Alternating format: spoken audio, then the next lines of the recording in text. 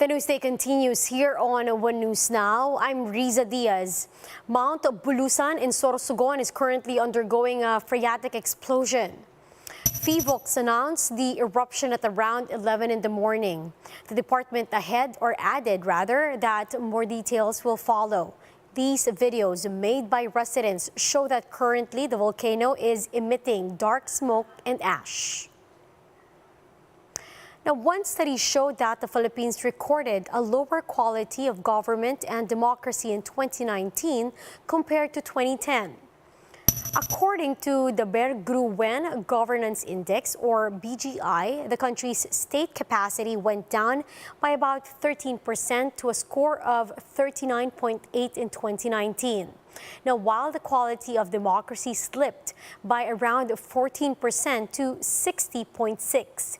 BGI says state capacity is the ability of the government to achieve its primary goals, like generating revenues, organizing collective actions, and fulfilling its commitments. Meanwhile, quality of democracy is the ability of people to check the government's power and demand the state to justify its actions. BGI did not give any detailed explanations on what caused the decline. The National Transport Coalition maintains the incoming Marcos administration must address the transportation issues in the country. Gemma Vansenia has the details. The National Transport Coalition will be submitting a transport agenda to incoming President Ferdinand Marcos Jr. That's according to Transport Group Piston's President Modi Floranda. In a press conference on Saturday, Floranda explained some of the highlights of the said agenda.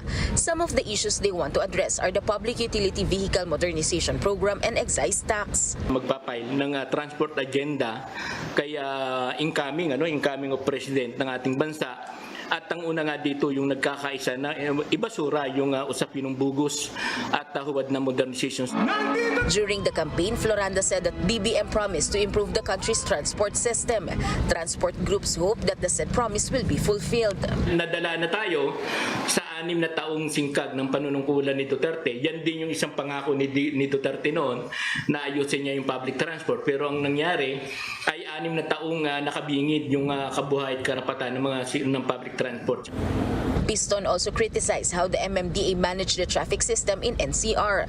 Floranda said number coding is not the solution to NCR's traffic problem. Dapat ng pag-resolve sa problema sa usapin ng traffic, tinitingnan yung kabuuan. Ginawa na nila sa EDSA yan eh. For News 5, Gemma Vansenia, we are One News.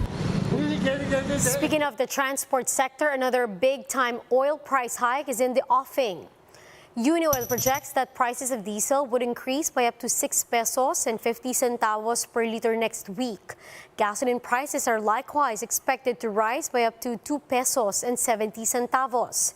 Recall that oil companies rolled back gasoline prices but increased prices for diesel last month. Bayan slams the upcoming oil price hike.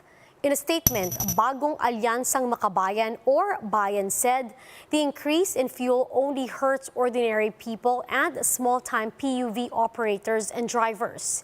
They add that outgoing President Rodrigo Duterte should address the matter before the next administration assumes power. We'll be back with more stories after the break. Keep it here on One News.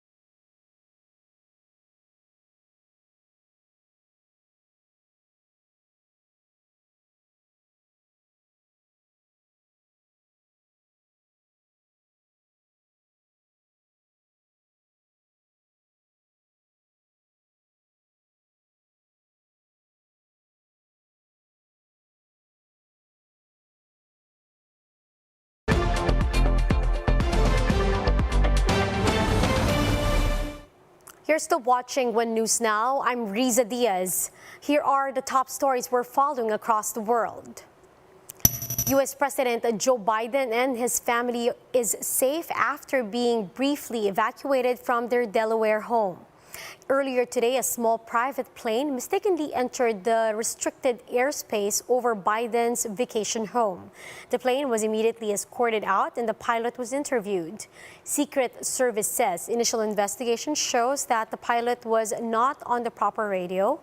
Authorities also maintained that there had been no significant threat to Biden.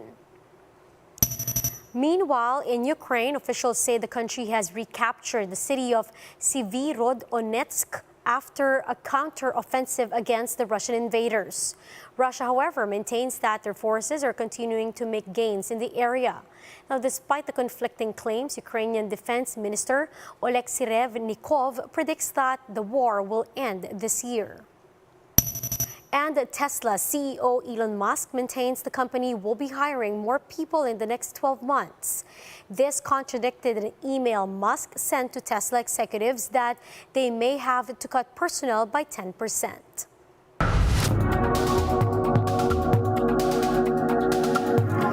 A study from the University of Oxford found that mild cases of COVID-19 may damage the brain. More details in this Bloomberg Quick Take. What we really see is how much the brain has shrunk.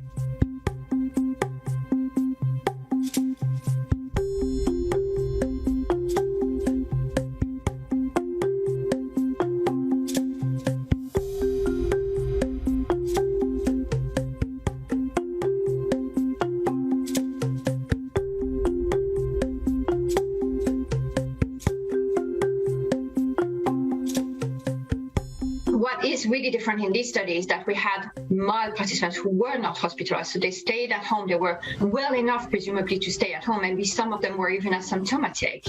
So we're not seeing this kind of gross pathology that you would see in all of these other brain imaging studies that have focused on hospitalized patients. We're looking at much more subtle kind of differences here. Very first thing is that greater, change in the shrinkage of the brain, but also a greater cognitive decline. So what we see is really that there's a decline in mental ability, in being able to perform complex tasks in the participants who got infected.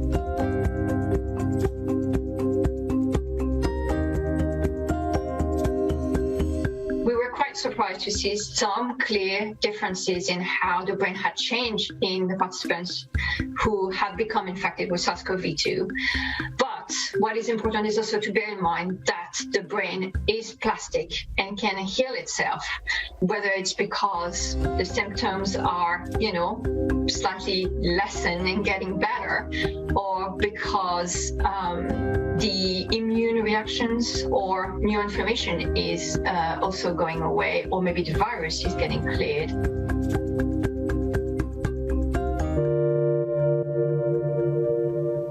Take a quick look at today's other top stories. The Commission on Election is proposing a law that punishes trolls during campaign season. COMELEC has also reminded all candidates of the May polls to submit their statements of contributions and expenditures. And the PBA Season 47 opens tonight with newbie team Converge seeing their first action versus rain or shine. And those are the top stories of the hour. Join us later at 1:30 in the afternoon as we continue to monitor the day's biggest stories. You can also catch One News on Signal Play app. Register for a free account now, www.signalplay.com, and stream One News live anytime, anywhere. I'm Riza Diaz. Mask on, wash hands, and stay safe, Philippines. We are One News.